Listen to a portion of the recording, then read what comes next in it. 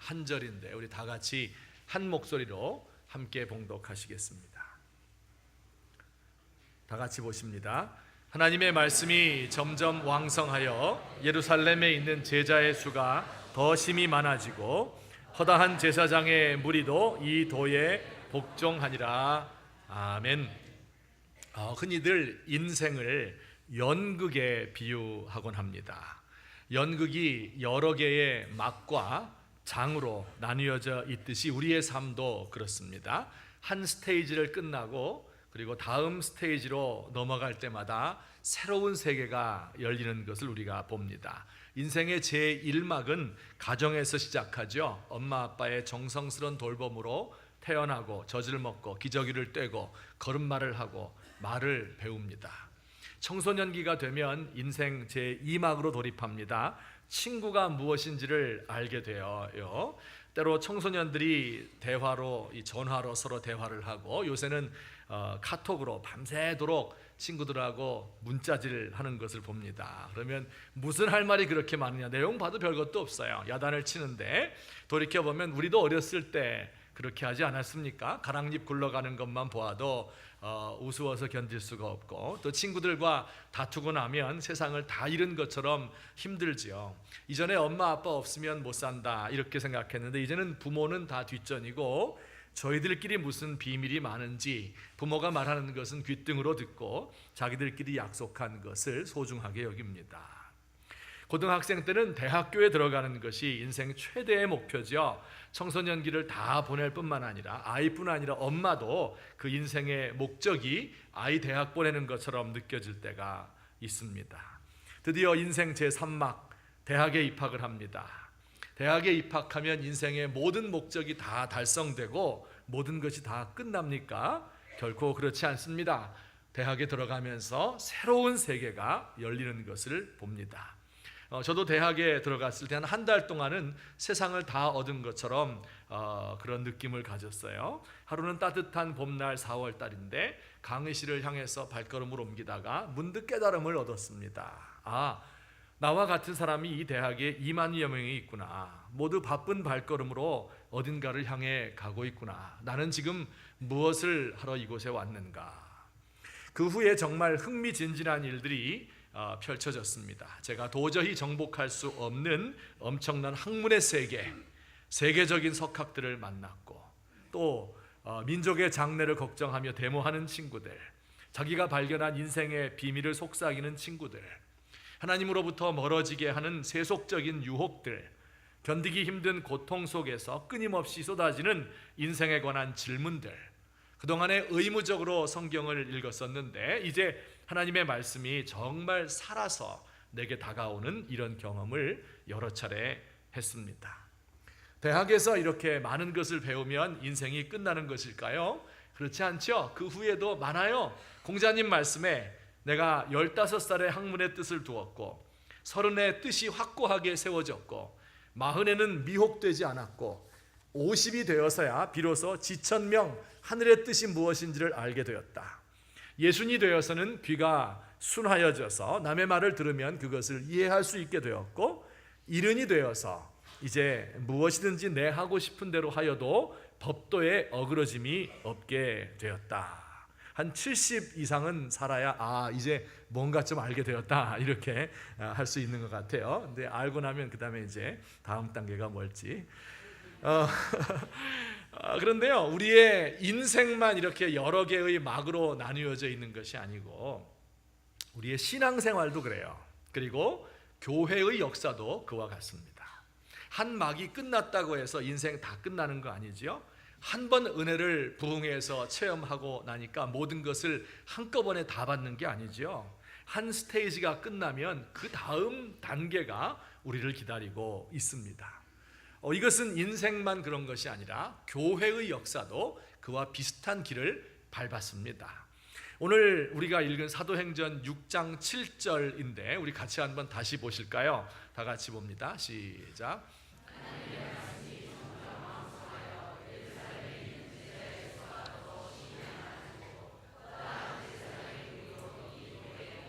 네, 이 말 무슨 뜻인가 하면 지금까지 1장 1절부터 6장 6절까지 있었던 예루살렘 교회에서 일어나고 있었던 그 모든 일을 종합해서 한 문장으로 정리한 겁니다. 결론을 내린 거예요. 여기까지가 사도행전의 제1막이라 그런 뜻입니다. 지금까지 1막에서 사도행전에서 무슨 일이 있었죠? 제가 과거에 설교한 걸 따져보니까 18번을 지금까지 설교했고 오늘이 19번째인데요. 예루살렘에서 무슨 일이 있었는지 좀 한두 개라도 기억나는 거 있으십니까? 예수님이 승천하셨죠. 그리고 약속하신 성령을 받았고 다른 나라 말로 예수님에 대해서 말하는 것을 많은 사람이 들었죠. 사람들은 회개하고 예수를 믿고 최초의 교회가 세워졌죠. 성전에 앉아있던 안전뱅이가 일어났죠. 사도들이 사내들인 공회에 잡혀가서 모진 고문을 당하지요. 아나니아와 삽비라는 돈을 감추고 거짓말하다가 죽음을 당했죠. 히브리파 유대인과 헬라파 유대인 사이에 갈등이 있었고 7 집사를 선출했습니다. 바로 지난주의 이야기까지. 여기까지가 6장 6절까지의 이야기이고 6장 7절에서 이렇게 지금까지의 이야기를 총정리해서 결론을 맺는 겁니다. 여기까지가 1막이다 그런 뜻입니다. 그리고 앞으로는 2막이 펼쳐질 것이다. 자, 그러면 사도행전은 28장까지 있잖아요. 이게 총 몇 막으로 구성이 되어 있을까요? 1막의 결론, 우리 6장 7절과 비슷한 결론이 모두 6번 등장합니다. 그러니까 사도행전은 모두 몇 막으로 구성되어 있을까요? 6막으로 구성되어 있다. 그 목록을 우리가 한번 정리한 목록들만 살펴보도록 할게요. 1막의 결론은 정리한 건 6장 7절이라고 그랬죠. 2막을 정리한 것은 9장 31절입니다. 안 찾아보셔도 돼요. 이 화면에 다 나와요. 그리하여 온 유대와 갈릴리와 사마리아 교회가 평안하여 든든히 서가고 주를 경외함과 성령의 위로로 진행하여 수가 더 많아지니라. 비슷하죠? 6장 7절과 분위기가. 또 3막의 결론은 12장 24절입니다. 하나님의 말씀은 흥왕하여 더하더라 이렇게 되어 있고요. 4막의 결론은 16장 5절인데 이에 여러 교회가 믿음이 더 굳건해지고 수가 날마다 늘어가니라. 5막의 결론은 19장 20절인데 이와 같이 주의 말씀이 힘이 있어 흥왕하여 세력을 얻으니라. 그리고 마지막으로 6막의 결론이자 사도행전 전체의 대단원의 막을 내리는 결론인데요. 28장 31절 우리 다 같이 읽어보겠습니다. 시작. 하나님의 나라를 전파하며 주 예수 그리스도에 관한 모든 것을 이렇게 이야기하면서 사도행전이 끝나게 됩니다. 자, 그러니까 1장 1절부터 6장 6절까지 1막이고 이제 앞으로 2막이 펼쳐지게 되는 겁니다. 1막에서만도 놀라운 일들이 벌어졌잖아요. 그런데 2막으로 가면 무슨 일이 벌어질까요? 더 놀라운 일이 벌어집니다. 사도행전 이 1막에서만도 교회가 세워지고 기적이 일어나고 박해 가운데 승리하고 불미스러운 일들을 다 극복하고 말씀이 왕성하게 됐는데 그러나 앞으로는 더 놀라운 일이 벌어진다. 여기 왕성이란 단어가 나오죠. 말씀이 왕성했다. 이 왕성이라고 하는 말은 마치 어린아이가 점점 자라나서 뼈대가 굳건해지고 근육이 붙고 해서 튼튼하게 자라나는 것, 혹은 식물이 조그만한 싹이 나서 자랐는데 그 나무 둥치가 굵어지고 가지가 펼쳐지고 잎이 무성하고 열매가 많이 달리는 것, 이것을 왕성하다 이렇게 표현합니다. 번성하다 그런 뜻이죠. 6장 7절에 복음이 왕성해졌단 말은 이 예루살렘 교회에서 엄청난 일들이 벌어졌다는 뜻인데, 그런데 2막으로 넘어가면 더 놀라운 일이 벌어질 테니까 기대하시라 그런 뜻이에요. 3막과 4막으로 가면 어떨까요? 더 상상할 수도 없었던 일들이 벌어지게 되는 것입니다. 어떤 일들이 일어나게 될까? 구체적인 것은 앞으로 차차 배우게 될 거예요. 오늘 다 하면 다음 주부터 교회 안 나와요. 그러니까 차차 제가 말씀드릴 것이고 오늘은 그저 개요만 2가지로 간단히 말씀을 드리겠습니다. 첫째, 우리 복음이 왕성하게 된 후에 어떻게 되어요? 다 같이 봅니다. 시작.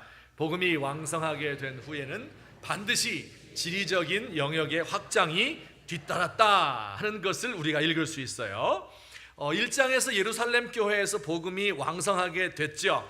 그 이후로 6장 8절부터 무슨 일이 벌어질까요?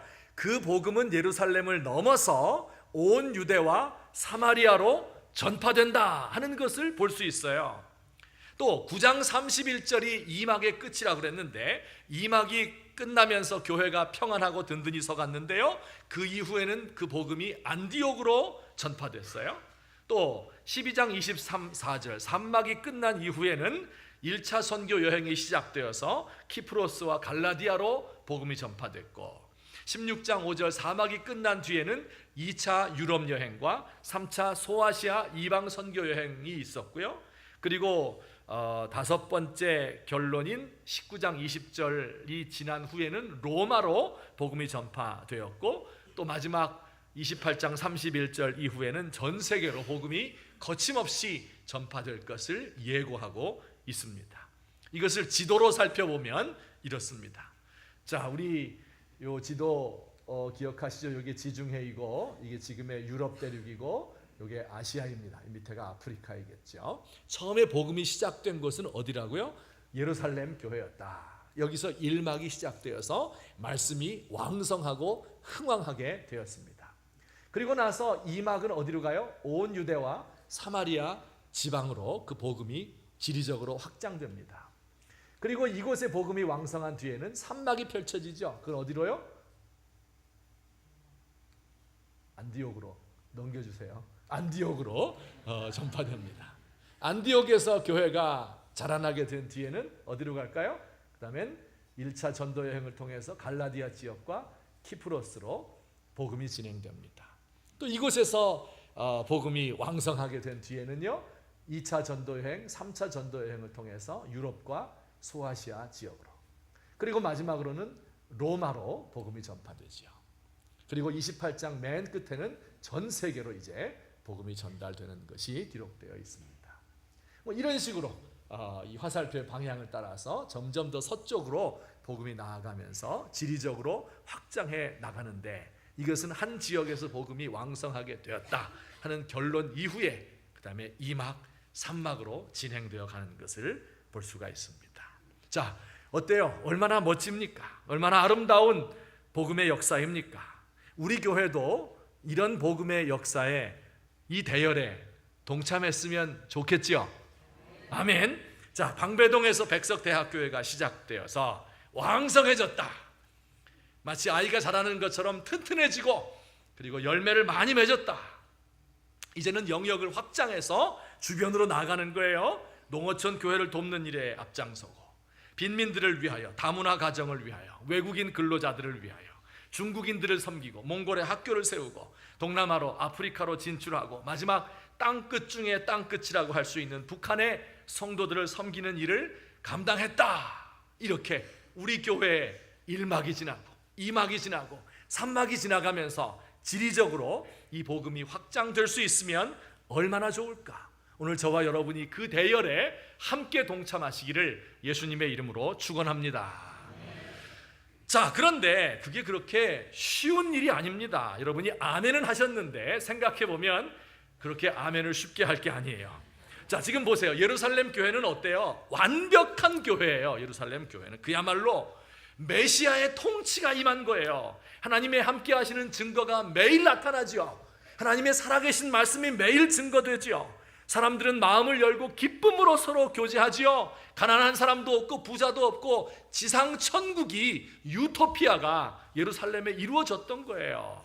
자, 그런데 이제 그 교회가 예루살렘을 넘어서 지리적으로 확장되려면 어떻게 해야 돼요? 누군가는 거기에 가야 될 거 아니에요. 누군가는 보내기 위해서 수고를 해야 될 거 아닙니까? 지금 이대로 우리끼리 사도들과 함께 모여있는 게 더 말할 나위 없이 좋은데 사도들이 바깥으로 가야 되는 겁니다. 여러분, 가만히 있어서 우리끼리 즐겁게 노는 게 좋아요? 아니면 누군가 밖에 가는 게 좋아요? 가만히 있는 게 좋죠. 우리끼리 즐겁게 먹고 노는 게 얼마나 좋아요. 지상천국이잖아요. 선교지에 누군가 나가게 되면 그분은 먹을 것이 마땅치 않고 말통하지 않고 문화가 달라요. 살기 쉽지 않습니다. 저는 특별히 어려울 때, 그러니까 신앙적으로 서로 의지할 수 있는 사람이 필요한데, 그죠? 이게 없어요. 선교지에 가면 만약에 여러분이 고통 중에 있으면 제가 전화 걸어서 신방을 해서 고통을 위로하지요. 또 제가 어려울 때는요, 여러분들의 신앙생활하는 모습을 보면서 도전을 받습니다. 그런데 선교지에 가면 그런 게 없는 거예요. 혼자 신앙생활 해야 되는 거예요. 신앙의 동지가 없어요. 얼마나 힘듭니까? 또 그 간 사람들을 보내주기 위해서 선교비를 대줘야 되는 것도 쉽지 않습니다. 때로는요, 교회 자체가 흔들릴 때도 있어요. 예루살렘 교회의 수장이 누굽니까? 베드로였잖아요. 그런데 베드로는 유대 지역으로 가야 됐어요. 집사 중에서 스데반은 죽고 두 번째 집사인 빌립은 사마리아로 보내야 됩니다.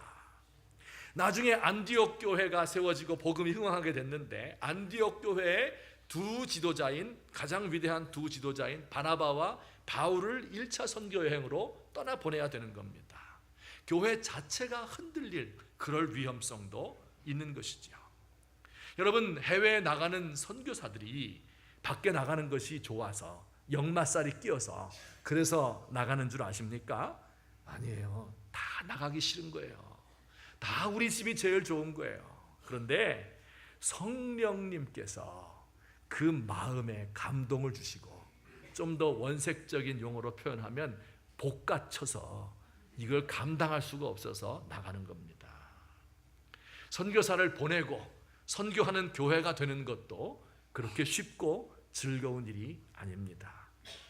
한 6년쯤 전에 이효영 선교사님이란 분이 저를 찾아왔습니다. 이분은 예술대학교에서 16년 동안 교수 사역을 하시고 또 마지막에 3년 동안 신학대학원 공부를 했어요. 그러니까 뭐 나이는 저보다 몇 살 많지만 제자인 셈이죠. 하여튼 찾아와서 저에게 부탁을 했어요. 자신을 파송해 줄 교회가 없으니 우리 교회에서 자신을 좀 파송해 주었으면 좋겠다. 당연히 거절을 했죠. 왜냐하면 우리 교회 사람도 아니고 우리 교회에서 교역자 생활을 한 것도 아니고 내가 뭘 믿고 파송을 합니까? 근데 두 번, 세 번 자꾸 이야기하는 거예요. 여러분, 두 번, 세 번 이야기하면 마음에 부담이 되죠. 그리고 기도할 때 생각나죠. 혹시 주의 뜻이 아닐까 이런 마음이 들지 않습니까? 기도를 하는 중에 그런 하나님의 음성이 들리는 것 같아요. 야, 그게 뭘 그렇게 어려운 길이라고 유세를 떠냐, 책망하시는 것 같아요. 그래서 아이고, 그러면 뭐 우리가 많이 보조는 못 해드리고 파송을 이렇게 해드리겠습니다. 그러면서 제 속으로 야, 이거 물귀신 이거 물 들어가는 거다, 내 생각이 그렇게 들더라고요. 조금 있으니까 밝은 미래 학교에서 도와달라 이제 이렇게 하고, 조금 더 몇 년 지나니까 몽골에 학교를 세우자 이런 일이 이렇게 이야기를 해요. 근데 우리가 무슨 돈이 있습니까? 지금까지 이런 거 해본 경험이 있습니까? 학교 세우는 게 그저 간단한 일입니까? 이걸 어떻게 합니까? 그래서 제가 하기 싫은 마음이 당연히 들죠. 할 수가 없는 거죠. 또 기도하는 중에 자꾸 이 사람 저 사람이 이야기하니까 이거 혹시 하나님의 뜻이 아닐까 그런 생각이 들어서 기도하는 중에 선교의 방법 중에 가장 좋은 방법이, 효과적인 것이 학교를 세우는 것이다, 제가 잘 알고 있거든요. 성령께서 제 마음속에 계속해서 부담을 주는 겁니다. 그 후 학교를 세우는 과정에서 또 진행해가면서 돌이켜보면 정말 귀찮고 복잡한 일이 많았습니다. 여러분에게 말 못할 일들도 있습니다. 내가 왜 이렇게 복잡한 곳에 끌려 들어가야 되지? 이렇게 할 필요가 뭐가 있습니까? 후회가 되기도 많았고요. 진짜로 후회한 것이 2번 있었습니다. 그런데 그때마다 성령께서 저에게 감동을 주시는 거예요. 학교에서 자라나고 있는 아이들의 간증을 제가 읽으면서 이것이 보람 있는 일이구나.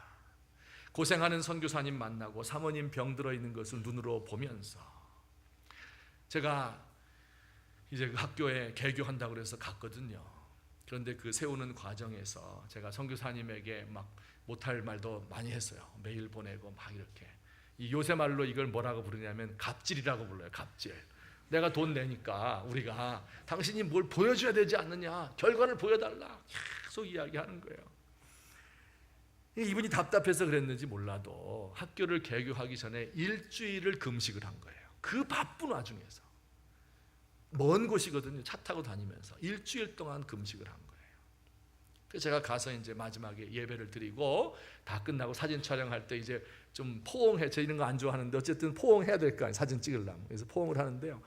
안으려고 하는데 안 안아져요. 푹 들어가는 거예요. 계속해서. 너무 말라가지고 건불 같아요. 입술이 바짝 새카맣게 타고. 그 모습을 보니까 훅 불면 날아갈 것 같아요. 툭 치면 쓰러질 것 같아요. 그분을 안으면서 제 마음에 큰 회개가 되고, 야, 누구는 여기서 이렇게 금식하며 하는데 너는 배불리 먹에 배 뚱뚱하게 나와가지고 얼마나 창피하고 부끄러운지요. 성령께서 우리를 가만 안 놔두시는 거예요. 이런저런 방편으로 우리를 볶아치셔요. 여기 있는 것이 좋사오니. 그러나 하나님은 그렇게 생각하지 않아요. 신명기 말씀 보면 이런 표현이 있어요. 같이 한번 읽겠습니다. 시작. 이게 하나님께서 이스라엘 백성을 이렇게 다루신다는 이야기인데요. 독수리가 자기의 보금자리를 어지럽힌다. 이게 무슨 뜻일까요? 독수리가 처음에 둥지를 만들 때 어떻게 할까요?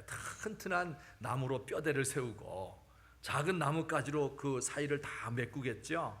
그리고 나뭇잎을 두껍게 쌓고 그리고 깃털을 주워와서 쿠션을 잘 만들어서 거기에다가 알을 낳죠.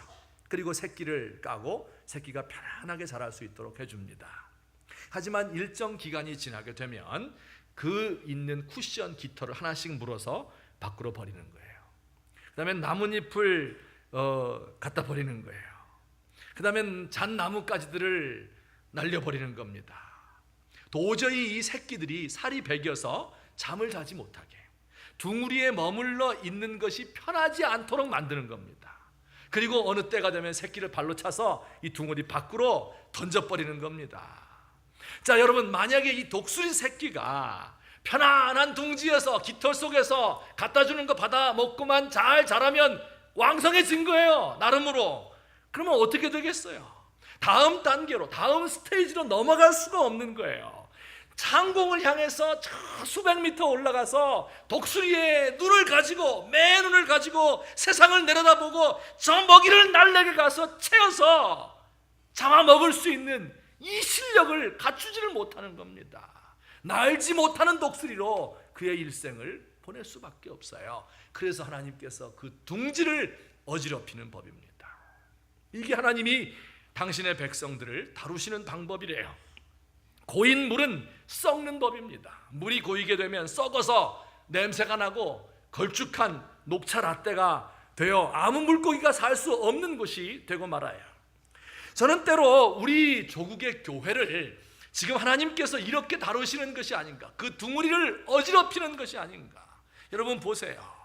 안티 기독교인들을 통해서, 매스컴을 통해서 하나님이 어지럽히지 않으면 어떻게 이렇게까지 어지러워질 수가 있겠습니까? 왜 그렇게 하실까요?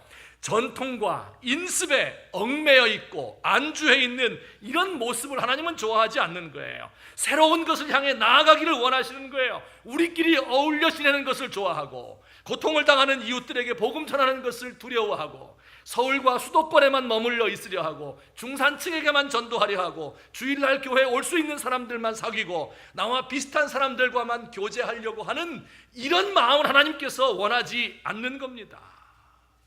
우리 하나님께서 둥지를 어지럽혀서 이 기득권을 수호하는 것이 아니라, 그렇게 되면 더 이상 이곳은 사람 살 수 없는 것이 되고 맙니다. 서로 피 터지게 싸우고 작은 먹이를 놓고 서로 싸우다가 함께 공멸할 수밖에 없는 거예요. 그러나 이 둥지를 떠나서 이 썩어가는 물을 내려놓고 나아가게 되면 하나님의 은혜와 그 하나님의 복이 폭포수처럼 부어지는데, 이것을 깨닫지 못하는 것이 안타깝다.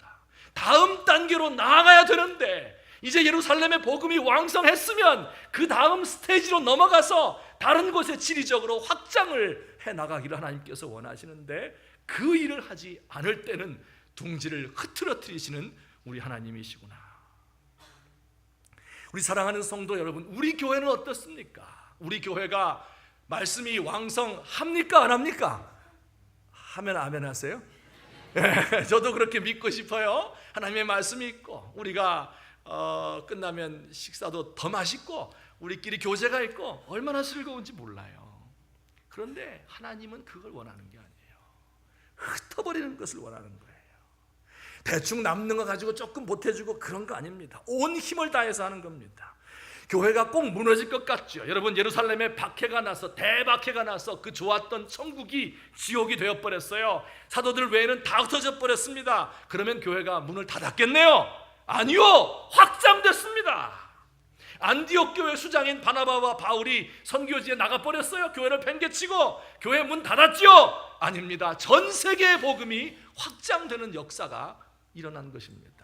오늘 저와 여러분이 하나님께서 일하시는 이 방법을 염두에 두시고 한 곳에 교회를 세우시고 복음이 왕성하게 하시고, 그리고 그 다음엔 거기서 끝나는 것이 아니라, 우리끼리 잘 먹고 안주하는 것이 아니라 다음 단계로 넘어가기를 원하시는 우리 하나님을 기억하시기를 주의 이름으로 부탁합니다. 자, 두 번째 우리 하나 더 살펴보시겠습니다. 우리 같이 읽겠습니다. 시작. 예루살렘 교회 말씀이 왕성하게 됐죠. 그리고 난 뒤에 지리적으로 확장하는 일이 일어나요. 그런데 그 지리적인 확장과 더불어 성도들의 생각이 달라졌어요. 이걸 요즘 말로 말하면 더 깊은 신학적인 성찰을 할 수 있게 되었다, 그런 이야기입니다. 진짜 하나님이 누구이신지, 정말 복음이 무엇인지, 교회는 어떤 기관인지 하는 것을 더 선명하게 알게 되었다 하는 이야기예요. 예루살렘에 살 때는요, 성전에서 제사 드리는 것이 자기들의 전부인 줄 알았어요. 근데 다음 시간에 좀 자세히 말씀드릴 텐데요, 이게 확장되면서 성전이 건물이 아무것도 아니구나 하는 걸 알게 돼요. 지금까지는 하나님이 유대인만 택한 줄 알았어요. 그런데 이방인도 똑같이 사랑하시는구나 생각이 넓어졌어요. 지금까지는 할례나 음식법이나 안식일법 이런 율법을 지키는 게 전부인 줄 알았는데, 이제는 그 법을 세우신 하나님의 정신이 무엇인지를 깨닫게 되었어요. 믿음이라고 하는 게 뭔지를 점점 더 지리적으로 확장되어 가면서 깊이 알게 되는 겁니다. 전도하면서 이교 사상들을 만나죠. 헬라 철학을 만나죠. 스토아 학파를 만나죠. 그들과 만나서 복음이 전혀 꿀리지 않는다는 것을 그들에게 보여주었고, 그들이 놓여있는, 그들이 가지고 있는 철학적 기반이 얼마나 약한가 하는 것을 알려주었고, 복음이 그들을 능히 뛰어넘고 세상을 구원할 수 있는 것이다 하는 것을 알게 되는 거예요. 이것이 두 번째, 세 번째, 네 번째 단계로 가게 되면서 사도들과 성도들이 배우게 되는 겁니다. 여러분, 이런 배움은 책에서 배우는 게 아니에요. 이런 건요, 신학교에서 공부해서 배우는 게 아닙니다. 이것은 세상과 부딪히면서, 세상 속에 들어가면서 그 가운데 하나님이 주시는 은혜와 지혜가 있거든요. 그 확장되어 가는 가운데 고통스럽지만 자기를 투신하는 모습을 통해서 이 깊은 생각, 높은 하나님의 의도를 알게 되는 것입니다. 제가 몇 년 전에 한번 이야기한 적이 있는데 잊어버렸으리라고 믿고 다시 한번 이야기 드리겠습니다. 과거에 이제 제가 다른 교회에서 사역을 할 때 이제 1단계가 지난 거예요. 그래서 2단계로 넘어가야 되겠다 생각을 해서 외국인 근로자들에게 복음을 전해야 되겠다 해서 필리핀 사람들을 위한 공동체를 세운 적이 있습니다. 한 2년 지나서 필리핀 공동체가 잘 되고 왕성해졌어요. 그 다음에 무슨 생각이 드는가 하면 중국인 한족들이 많이 살아요, 그 주변에. 그래서 그들을 위한 교회를 좀 만들어야 되겠다, 그런 생각을 가졌습니다. 그래서 제가 뭐 직접 하지 않죠. 늘 그렇듯이 시켰어요. 사람들 4명 청년 불러다가 내가 생각해 보니까 이런 일이 있으면 좋겠다, 중국인 교회 세워야 되겠다 하고 그들에게 부탁을 했습니다. 그랬더니 그분들이 그러면 우리 기도부터 시작을 해야 되겠어요, 이렇게 하고 기도 시작을 했습니다. 그래서 매주 토요일 날 만나서 그들이 기도를 하는데, 간절히 기도하는데, 그 기도한다고 저도 한번 가봤어요. 어떻게 기도하나 하고 가봤더니 보통 기도할 땐 이렇게 마주 앉아 손을 잡고 이렇게 기도하든지 뭐 하지 않겠어요? 그런데 이 사람들은 등을 돌리고 기도를 했어요. 그래서 제가 왜 등 돌리고 기도하냐? 싸웠냐? 이렇게 물어보니까 그게 아니고 동서남북에 있는 중국인들이 다 몰려오도록 위해서 기도한다는 거예요. 그래서 야, 이거 젊은 사람들이 신앙이 좋구만 생각했는데, 정말 한 달 지나니까 한 명이 오고, 두 달 지나니까 두 명이 오고, 세 달 지나니까 네 명이 오고, 기하급수적으로 늘어나서 한 1년 지나니까 중국인들이 150명 정도 모여서 한족들이 예배를 드리고요. 그 다음에 또한 우리 교회는 이름만 걸어놓고 딴 데 가 있거나 아니면 일하기 때문에 못 나오거나 이런 사람까지 해서 1000여 명이 이제 등록을 하는 그런 일이 있었습니다. 그래서 그 선교회 이름을 원신지아라, 따뜻한 향기가 있는 집이다, 이렇게 멋진 이름을 붙였습니다. 그런데 이 숫자가 늘어나다 보니까 처음에는 한 100명쯤 들어갈 수 있는 교육관에서 예배를 드렸는데 숫자 너무 많아가지고 못 드리잖아요. 그러니까 본당에서 드려야 되겠다 해서 11시 예배를 성인 예배를 드리고, 그 다음에 중국인 예배를 12시 반부터 드리고, 그리고 오후 2시부터 또 이제 오후 예배를 드리도록 이렇게 했습니다. 그리고 중국인들이 와서 식사를 먼저 하고, 그 다음에 이제 예배를 드려야 되겠죠. 그러니까 늦게 일어나서 이제 아침 겸 점심 교회 와서 먹고, 그 다음에 이들은 식당에서부터 교회로 쭉 올라오는 거예요. 그 다음에 여기서 이제 11시 예배 끝나고 우리 성도들, 한국인 성도들이 쭉 내려가는 거예요. 근데 이제 내려가다가 아주 힘든 문제가 발생을 하게 됐습니다. 그게 뭐냐면 식후 불련초면 조실부모라 하는 옛말이 있는데, 뭔지 모르시죠? 모르시는구나. 우리 너무 거룩해가지고 밥 먹은 다음에 전부 담배를 피우는 거예요. 남녀노소 가리지 않습니다. 150명이 쫙 교회 마당에 둘러앉아서 담배 피고 있는 거예요. 한번 상상해 보세요. 그 향기가 어떨까? 그래서 제가 스태프들에게 부탁했어요. 이거 담배 피우지 말라 그래라. 그래서 이야기했는데 잘 안 듣는다는 거예요.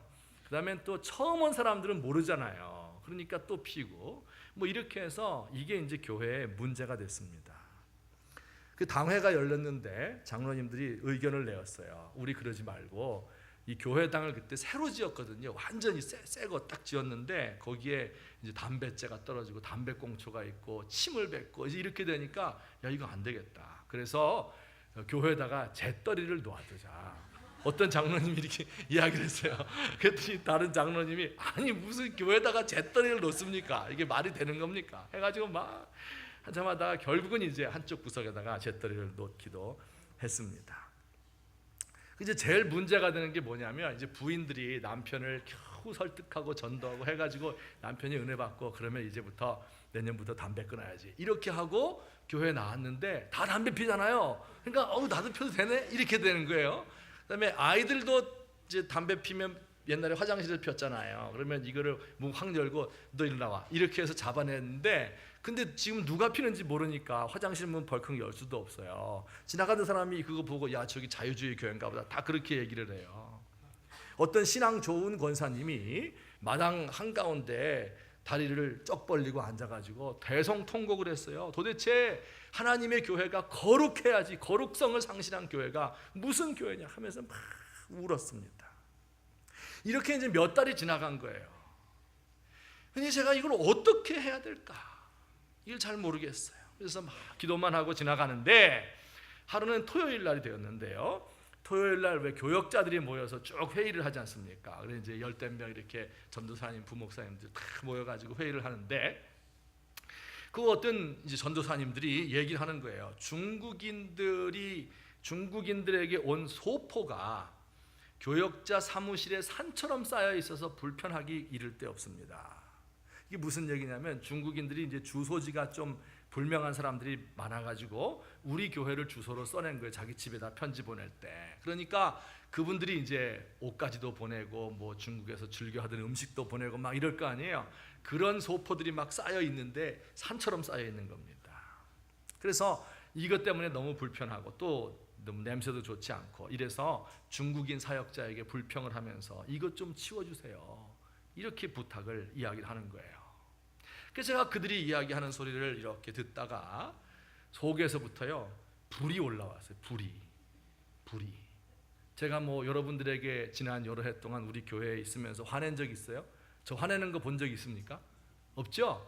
잘 집에서도 화 안 내요. 옛날에 화냈는데 그게 잘 안 통하더라고요. 안 내는 게 낫겠다 해서 이제 무섭기도 하고 해서 안 내는데, 그런데 그날은요 막 이 속에서 불이 이런 게 올라오는데, 야이, 거기까지. 전도도 못하는 것들이 무슨 말이 그렇게 많으냐?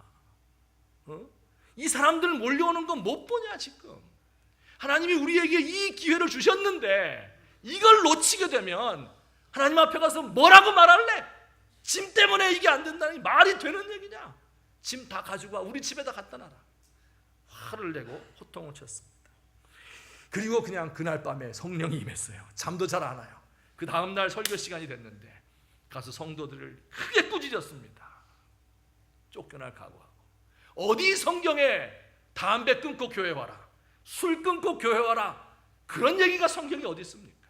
일단 교회에 오고 복음을 듣고 믿음이 생기고 나면 담배도 끊고 술도 끊고 그거 돈 없애고 제 몸 해치고 그게 뭐가 좋아요? 냄새나고 남에게 피해 끼치고. 그러니 저절로 될 것이니까 걱정하지 말고 나만 믿으시오. 아니 그러니까 하나님만 믿으시오. 네, 언젠가 이들이 믿음 가지면 될 겁니다. 이야기를 했어요. 그리고 얼마나 두려워요. 쫓겨날까 봐. 근데 쫓겨나지 않았고 그때로부터 6개월 후가 되었을 때 이분들이 믿음을 가지게 된 거예요. 복음을 들으니까 믿음이 생겨요. 담배 끊고 뭐 이런 거는 당연한 얘기고요. 더 이상 그게 문제가 되지 않았었던 것은 물론이고, 이들 중에 많은 사람이 사역자가 되어서 내가 중국으로 돌아가서 우리 집에 가정교회를 세우겠습니다, 내가 신학 공부를 하겠습니다, 이런 분들이 많이 무수하게 나올 정도가 되었다. 여러분, 만약에요 우리끼리 모여있는 거 좋잖아요. 한국 사람 모여서 예배드리면 좋지, 중국 사람 왜 와요 거기에? 한국 사람 예배드리는데. 이렇게 해서 그들을 받아들이지 않았다고 한다면 어떻게 됐을까요? 그러면 저는 제 울타리 안에 갇혀 있는 거예요. 그냥 내가 믿은 게 전부인 줄 아는 거예요. 주일 성수하고 11조하고 술 담배 안 하고 이렇게 하면 천당 가는 걸로, 교인 늘어나면 그게 그저 내가 잘나서 되는 건 줄로 알고, 그게 저의 전부가 되었을 것 같아요. 그런데 이런 큰 사건이죠. 어려운 사건이지요. 이런 것들을 통해서 과연 신앙의 본질이 무엇인가 하는 것을 더 깊이 알게 되는 것입니다. 여러분, 어린 아이들을 위해서 헌신한 사람들은 이 땅의 교육의 문제가 무엇인지를 실감합니다. 실버, 경로, 어른들을 위해서 선교하는 사람들은 죽음과 인생에 대한 견해가 분명히 생깁니다.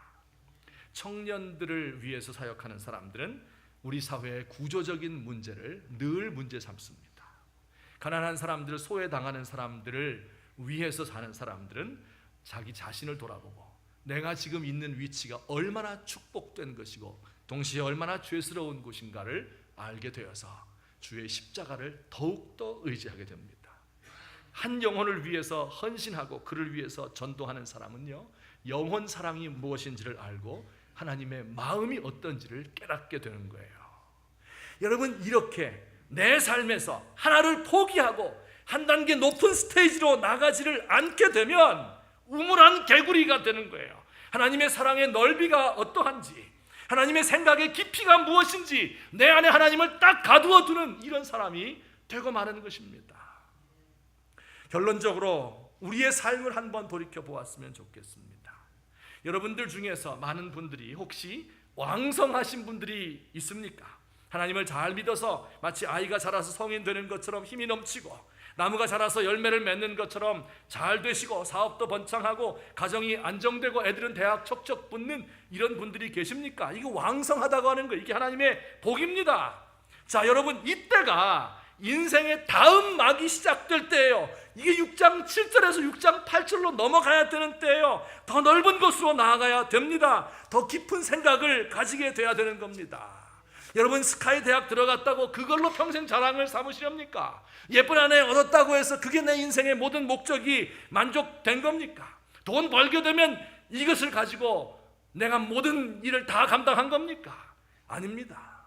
여러분, 안전빵으로 사는 것만이 좋은 삶인 줄 아세요? 그렇지 않습니다. 그 길을 택하면 죽는 것처럼 보일 때가 있습니다.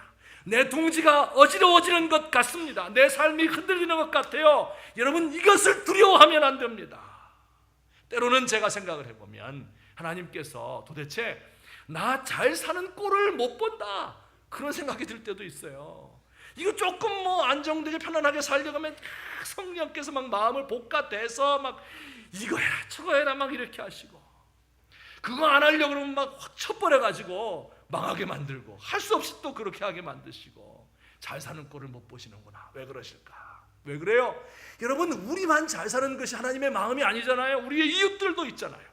더 중요한 것은요, 하나님께서 우리로 하여금 이렇게 한 단계씩 올라감으로써 우리를 더 높은 것으로 올리기를 원하시는 거예요. 더 넓은 세계를 바라보기를 원하시는 거예요.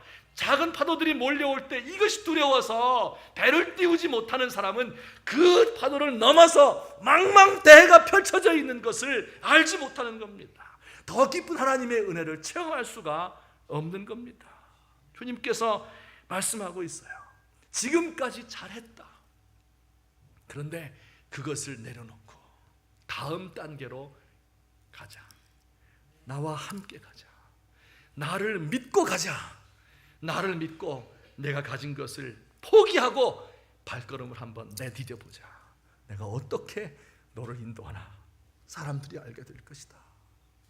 주께서 오늘 사도행전 6장의 말씀을 통해서 우리에게 이렇게 권고하고 계신 것입니다. 오늘 우리 교회도 지금까지 우리를 흥왕하게 하신 그 하나님을 찬양하며 한 단계 도약해야 됩니다. 세상을 향해서 헌신하는 것을 두려워하지 말아야 됩니다.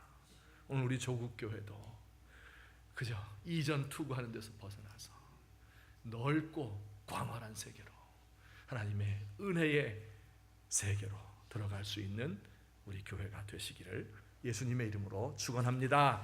아멘. 우리 같이 한번 한 목소리로 기도 드리시겠습니다. 오늘 들은 말씀을 기억하면서 하나님, 오늘 저에게 주신 이 말씀을 제가 잊지 않도록 도와주십시오. 간절하게 우리 자신들을 위해서 함께 기도 드리시겠습니다. 사랑의 하나님 아버지, 고맙습니다. 아버지여, 참으로 부족하고 무익한 것이 하나님 아버지여 그저 안주하려고 하고 현실만 바라보고 살아가는 이런 어리석은 종입니다. 아버지여, 그러나 주님께서 원하시는 것 다음 단계로 도약을 해야 되겠는데, 아버지여, 새로운 세계를 열어주시고, 아버지 우리 교회에 새로운 세계를 열어주시고, 아버지여, 우리 인생에 새로운 목표를 허락해 주옵시고, 지금까지 경험해보지 못했던 놀라운 하나님의 은혜를 체험할 수 있도록 하나님 우리를 도와주시옵소서. 우리의 가진 것을 내려놓고 일을 감당할 수 있도록 하시옵고, 하나님 아버지여, 그럴 때 주께서 우리를 이끄시는 그 손길을 우리가 느낄 수 있도록 하시며, 우리를 더 넓은 곳으로, 더 높은 곳으로 인도하시며, 깊은 사랑의 그 대화를 주님과 함께 나눌 수 있도록 하나님 우리를 도와주시옵소서. 아버지 하나님이여, 연약하고 부족합니다. 아버지 하나님 도우시고 역사해 주옵소서. 우리 교회를 붙들어 주옵소서. 사랑의 하나님 아버지, 고맙습니다. 주님께서 우리를 더 높은 곳으로, 더 넓은 세계로, 그리고 더 깊은 주님과의 관계의 세계로 이끄시고자 원하는데, 하나님, 우리가 그것을 알지 못하고 우리의 세계에만 머물러 있고 안주해 있고, 그래서 주의 뜻을 알지 못하는 어리석은 종들이 아닌지 모르겠습니다. 하나님, 때로 주님께서 우리의 둥지를 어지럽게 하고 우리의 둥지를 헐어버릴 때 우리 주님의 뜻이 어디에 있는지 기억하게 하시고, 더 넓은 세계로 나아가서 우리 주를 바라보며 주의 손을 붙들고 주님 맡기신 일을 감당할 수 있도록 도와주시옵소서. 예수님의 이름으로 기도하옵나이다. 아멘. 우리 함께 찬양하실 때 302장 우리 가사를 생각하시며 찬송하시고, 4절 부르실 때는 다 일어나셔서 함께 헌신하며 찬양 드리겠습니다.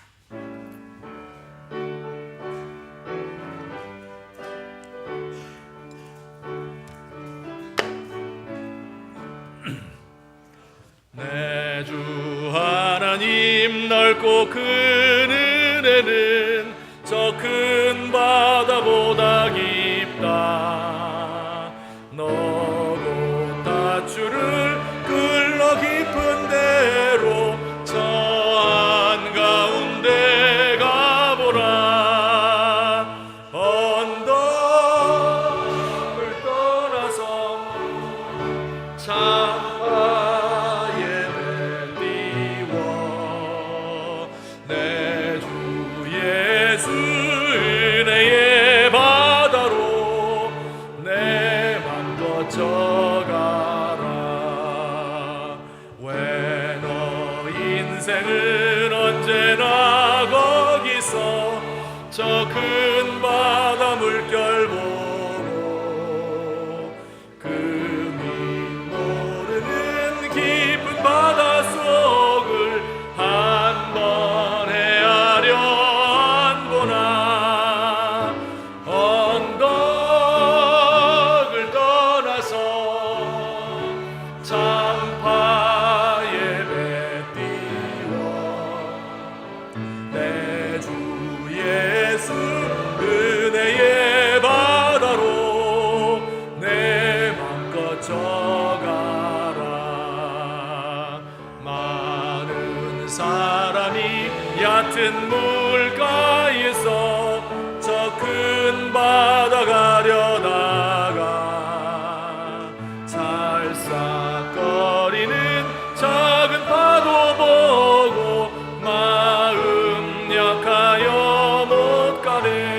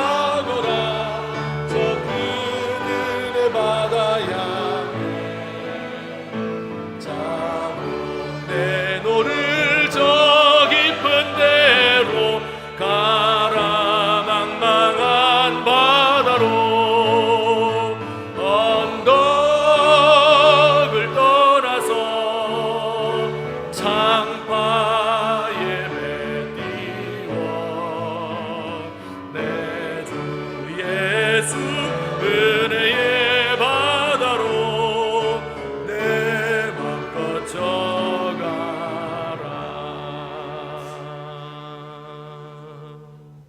사랑의 하나님, 우리 주님의 은혜를 진심으로 감사드립니다.